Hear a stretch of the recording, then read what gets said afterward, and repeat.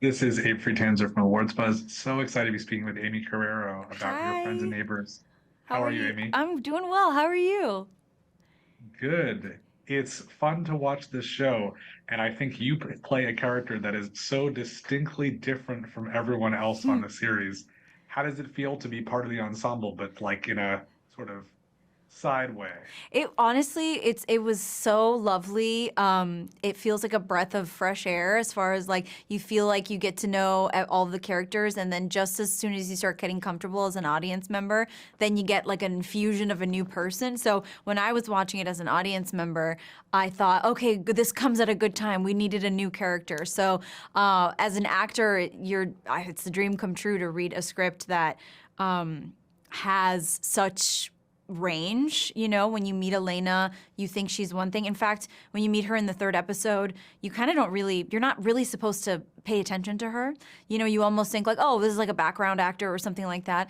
And then very quickly in the fourth episode, the expectation is subverted. And that's maybe my favorite thing about playing this character is just when you feel like you're getting to know her, you got her number, she surprises you. And like I said, it's a real gift for an actor. This is a question I could also ask you about starring in the menu, but do you feel like you relate more to her or to the people who she's sort of taking advantage from?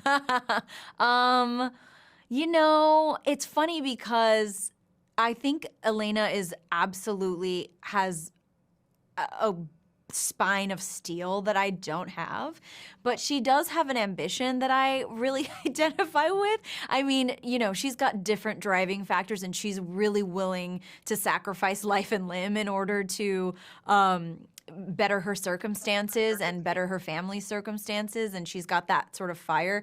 But I identify with the fire,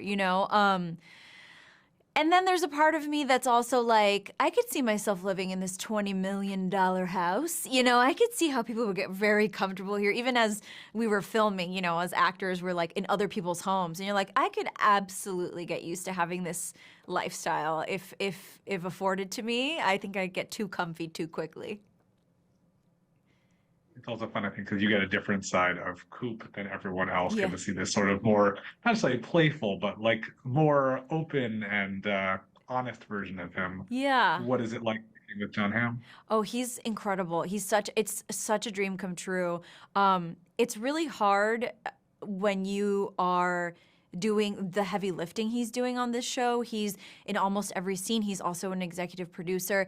And so for him to show up every day and lead with, humor, like you said, and kindness, be incredibly collaborative, have amazing ideas, and listen to your ideas, and implement your ideas is a real it's a real treat. And I think my favorite thing about working with him is you want to be better for him. You want to step up to the plate and give him what he's giving you. And so I think his leadership and his talent really raises the performances up. And that is really, it's not something that you encounter every day, as an actor. Well, I haven't had a chance to see the last few episodes, but assuming that you don't get a chance, who is somebody from the cast that you'd really love to work with, but just the storylines are never quite going to Yeah, align oh, the right that's a way? great question. I mean, I've had a talent crush on Amanda Peet since before time immemorial. Like, even at the cast dinner or like at the table reads, I just catch myself staring at her. I don't know if our storylines will ever cross because so much of Elena's relationship to Coop depends on keeping that separate. That's a big secret. That's his secret that he's keeping from everyone, is that he's doing this thing. So I don't know if I'll ever get to work with her, but it's enough to just be in her sphere. Sometimes we share like a makeup trailer and I'm like, I'm close enough. So yeah, that's what's interesting about playing this role is that, I am sort of kept separate from the rest of the cast. And it's very focused in on this one part of Coop's life. And you mentioned that, I get to see a different side of Coop, which I think the audience needs to see in order to have a well-rounded character. And he doesn't really need to keep up appearances with Elena. So in a lot of ways, I think Elena gets the most sort of unvarnished version of him. I don't know, they're learning to trust one another, but it's not, I don't know if they're ready to tell each other their deepest, darkest secrets, but there's a mutual sort of respect and appreciation that is growing. Well, while you may share trailers with them or, Yeah. makeup chairs, etc., do you keep up on what's happening with the rest of the storyline, or you try to sort of stay in your lane? I mean, I can't help myself. Whenever we get a new script, it's like I have to drop everything and read now we're starting season 2. So it's been so many months since I've gotten an update on these people's lives, on the characters. And so the first thing I did, I think I might have been at the gym and I just was like, well, that's my workout for today. I'm going to go home and read this. And that's a testament to Tropper's writing as well, and our fabulous writers that gift us these amazing storylines. Episode after episode.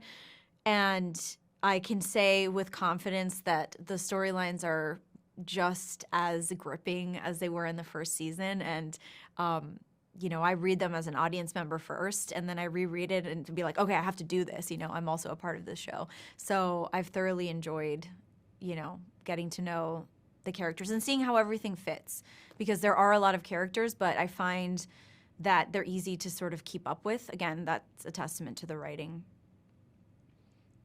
I like the way that Apple releases stuff that it's, 3 episodes usually or something like that. And then after that said, Yeah. I always want to be prepared for conversations like this. So I watch a little bit more quickly. Do you think this is something that if given the choice audiences should wait for the end and then go through really quickly, or it's better to sort of separate it out like that? I kind of like the weekly model because in this show in particular, I think there are shows that lend themselves to binging, but the weekly sort of, because things happen very quickly in this show.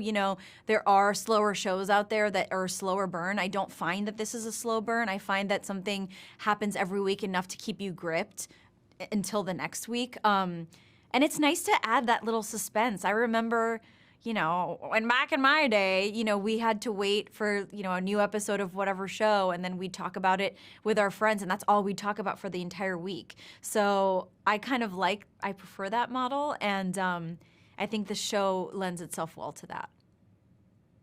Well, while you're waiting for this show to premiere, what are you watching?